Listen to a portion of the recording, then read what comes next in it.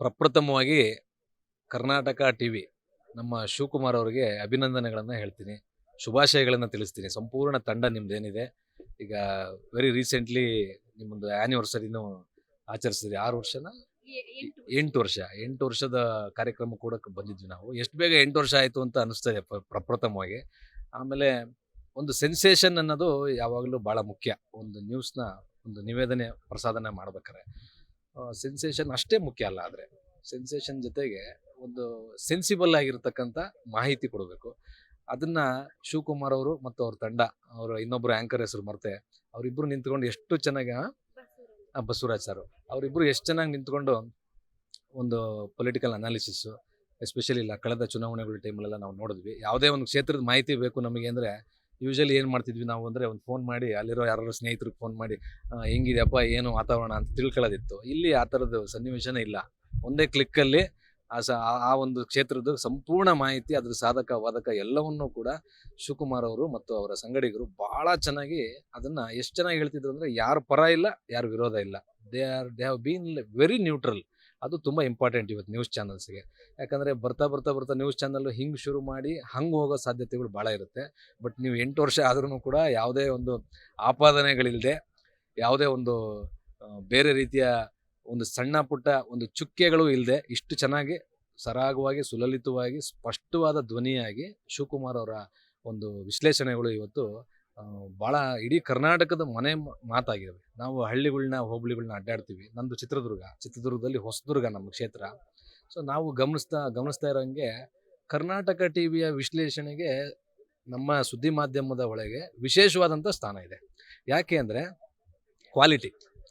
ಅವ್ರು ಯಾವುದೇ ಒಂದು ಕ್ಷೇತ್ರನ ಆಯ್ಕೆ ಮಾಡ್ಕೊಳ್ಳಿ, ಯಾವುದೇ ಒಂದು ವಿಚಾರನ ಆಯ್ಕೆ ಮಾಡ್ಕೊಳ್ಳಿ, ಡೀಪರಾಗಿ ಹೋಗಿ ಅಲ್ಲಿನ ಓರೆಕೋರೆಗಳನ್ನು ಅದನ್ನು ಸ್ಟಡಿ ಮಾಡಿ ಹೇಗೆ ಹೇಳಬೇಕು, ಯಾವ ರೀತಿ ಹೇಳಬೇಕು ಅನ್ನೋದನ್ನು ಭಾಳ ಚೆನ್ನಾಗಿ ಹೇಳ್ತಾರೆ.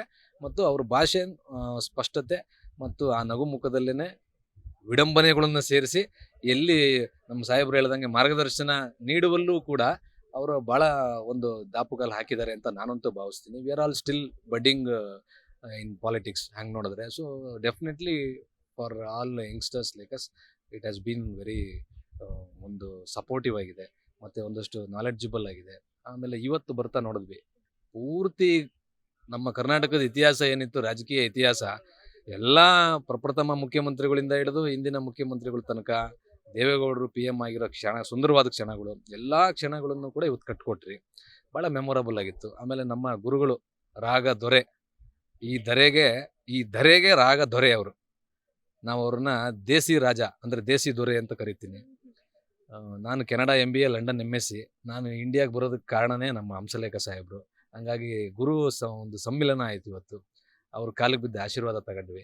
ಹಂಗಾಗಿ ಅವರ ಒಂದು ಸಂಗೀತದಲ್ಲಿ ಅವರ ಪ್ರಭೆಗೆ ಒಳಗಾದ್ವಿ. ಇವತ್ತು ಅವರ ಆಶೀರ್ವಾದ ಕೂಡ ಸಿಕ್ತು. ಭಾಳಷ್ಟು ಜನ ಅವರ ಸಂಗೀತನ ಆಸ್ವಾದಿಸ್ತಿದ್ರು. ಕನ್ನಡದ ಮಾಸೆ ಆದ್ದರಿಂದ ಕನ್ನಡವನ್ನೇ ನೀವು ಕರ್ಕೊಂಬಂದು ಸ್ಟೇಜ್ ಮೇಲೆ ನಿಲ್ಲಿಸಿದಂಗೆ ಆಯಿತು. ಯಾಕಂದರೆ ಹಂಸಲೇಖ ಸಾಹೇಬರು ಅಂದ್ರೇ ಕನ್ನಡ. ಈಗ ನಮ್ಮ ನಾಗೇಂದ್ರ ಪ್ರಸಾದ್ ಸರ್ ಹೇಳ್ತಾ ಇದ್ರು, ದಾದಾ ಸಾಹೇಬ್ ಪಾಲ್ಕೆ ಅಂದರೆ ಡಾಕ್ಟರ್ ರಾಜ್ಕುಮಾರ್ ಅಂತ. ರಾಜ್ಕುಮಾರ್ ಅಂದರೆ ದಾದಾ ಸಾಹೇಬ್ ಪಾಲ್ಕೆ, ಹಂಸಲೇಖ ಅವರು ಅಂದರೆ ಬಾಬಾ ಸಾಹೇಬ್ ನಮ್ಮ ಪಾಲ್ಗೆ ಅಂತ. ನಾನಂತೂ ಆ ಥರ ಹೇಳ್ತೀನಿ. ಯಾಕಂದರೆ ಎಲ್ಲ ಅವರ ಸಂಗೀತ ಸಾಹಿತ್ಯಗಳು ನೋಡಿದ್ರೆ ಸಮಾನತೆ ವಿಷಯಗಳನ್ನು, ಬುದ್ಧ ಬಸವ ಅಂಬೇಡ್ಕರ್ ತತ್ವಗಳನ್ನು, ಬಸವಣ್ಣವರ ಆದರ್ಶಗಳನ್ನು ಎಲ್ಲ ಗೀತೆ ಲವ್ ಸಾಂಗಲ್ಲೂ ಅವರು ಬರಿತಕ್ಕಂಥ ಎಲ್ಲ ಒಂದು ಪರಿಶ್ರಮಗಳನ್ನ ಮಾಡಿದ್ದಾರೆ. ಅವರ ಯಾವ್ದಾದ್ರು ನಾವು ಬೇಜಾರಾದಾಗ ಅವರ ಬಾಳುವಂಥ ಹೂವೆ ಬಾಡುವಾಸೆ ಯಾಕೆ ಹಾಡುಗಳಿರ್ಬೋದು, ಅಥವಾ ನಮ್ಮ ಒಂದಾಗೋಣ ಒಂದು ಹೆಜ್ಜೆ ನಾವೇ ಇಡೋಣಯ್ಯ ಅಂತ ಒಂದು ಹಾಡುಗಳಿರ್ಬೋದು. ಅವರು ಎಂತೆಂಥ ಸಾಹಿತ್ಯಗಳನ್ನು ಕೊಟ್ಟಿದ್ದಾರೆ. ಮಹಾ ಮರಗಳೇ ಉರುಳುವಯ್ಯ, ಬೇರು ಸಹಿತ ಎಬ್ಬಿ ಪ್ರವಾಹ ಬಂದಾಗ ತಲೆಭಾಗ ಹುಲ್ಲಿಗೆ ಆ ಭಯ ಭೀತಿ ಎಲ್ಲಿದೆ ಅಂತಂತಾರೆ. ಸೊ ಹಿಂಗೆ ನಾವು ಎಷ್ಟೇ ಕಲ್ತರೂ ತಲೆಬಾಗಬೇಕು ಅನ್ನೋ ನಮ್ಮ ಗರ್ವವನ್ನು ಮುರ್ಕೊಂಡ್ರೆ ಮಾತ್ರ ನಿಜವಾದ ಪದವಿ ಅಂತ ಹೇಳ್ಕೊಟ್ಟಿದ್ದು ಯಾರು ಅಂದರೆ ನಮ್ಮ ರಾಗ ದೊರೆ ಹಂಸಲೇಖ ಸಾಹೇಬರು. ಅವ್ರನ್ನ ನೀವು ಕರೆಸಿರೋದು ನನಗೇನೋ ಕಾರ್ಯಕ್ರಮಕ್ಕೆ ಅರ್ಥಪೂರ್ಣವಾದಂತಹ ಕಾರ್ಯಕ್ರಮ ಆಯಿತು ಅಂತ ನಾನು ಭಾವಿಸ್ತೀನಿ. ನಾನು ಹೆಚ್ಚಿಗೆ ಮಾತಾಡೋಕ್ಕೆ ಹೋಗಲ್ಲ. ಹಾರ್ಟ್ಲಿ ನಮ್ಮ ಶಿವಣ್ಣವರು, ನಾವು ಭಾರಿ ಪ್ರೀತಿಯಿಂದ ನಮ್ಮ ಶಿವಣ್ಣ ನಮ್ಮ ಬ್ರದರ್ ಇದ್ದಂಗೆ. ಎಷ್ಟೋ ಜನಕ್ಕೆ he has been like one inspirational character in the news media also. ಯಾಕೆ ಈ ಮಾತು ಹೇಳ್ತಾ ಇದ್ದೀನಿ ಅಂದರೆ, ಅವ್ರದ್ದು ಚಾನಲ್ ಇಲ್ಲ ಅಲ್ವಾ, ನಿಮ್ಮದು ಚಾನಲ್ ಇಲ್ಲ. ಆದರೂ ನೀವು ಯೂಟ್ಯೂಬ್ ಪ್ಲ್ಯಾಟ್ಫಾರ್ಮ್ನ ಬಳಸ್ಕೊಂಡು ಇವತ್ತು ಚಾನಲ್ಗಿನ ದೊಡ್ಡದಾಗಿ ಬೆಳೀತಾ ಇದ್ದೀರಾ. ಅದಕ್ಕೆ ಒಂದು ಹ್ಯಾಟ್ಸ್ ಆಫ್ ಹೇಳ್ತಾ ನನ್ನ ಮಾತಿಗೆ ಅಂತ್ಯ ಆಡ್ತೀನಿ.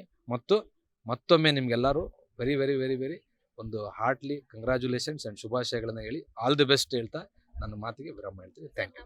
ತ್ವರಿತವಾದ ಸುದ್ದಿ ಮತ್ತು ನುರಿತವಾದಂತಹ ತಂತ್ರಜ್ಞರಿಂದ, ಪಂಡಿತರಿಂದ, ನ್ಯೂಸ್ ಪಂಡಿತರಿಂದ, ಅದನ್ನು ವಿಶೇಷವಾಗಿ ತ್ವರಿತವಾದ ಸುದ್ದಿ ನುರಿತ ನ್ಯೂಸ್ ಪಂಡಿತರಿಂದ ಪಡ್ಕೋಬೇಕು ಅಂತಿದ್ರೆ ಅದು ನಿಖರವಾಗಿ ಮತ್ತು ಪ್ರಖರವಾಗಿ ನೀವು ಕರ್ನಾಟಕ ಟಿವಿ ಸಬ್ಸ್ಕ್ರೈಬ್ ಮಾಡಲೇಬೇಕು. Please subscribe Karnataka TV. ಯಾರಾಗ್ತಾರೆ ಎಂಎಲ್ಎ ಅಭ್ಯರ್ಥಿ 2028 ಶೀಘ್ರದಲ್ಲೇ. ಪ್ರತಿದಿನ ಒಂದೊಂದು ಕ್ಷೇತ್ರದ ಟಿಕೆಟ್ ಆಕಾಂಕ್ಷಿಗಳ ಸಂಪೂರ್ಣ ಮಾಹಿತಿ ಪೊಲಿಟಿಕಲ್ ಜರ್ನಲಿಸ್ಟ್ KM ಶಿವಕುಮಾರ್ ಅವರಿಂದ. ಕರ್ನಾಟಕದ ನಂಬರ್ 1 ಡಿಜಿಟಲ್ ಮೀಡಿಯಾ ನಿಮ್ಮ ನೆಚ್ಚಿನ ಕರ್ನಾಟಕ ಟಿವಿಯಲ್ಲಿ ಮಾತ್ರ.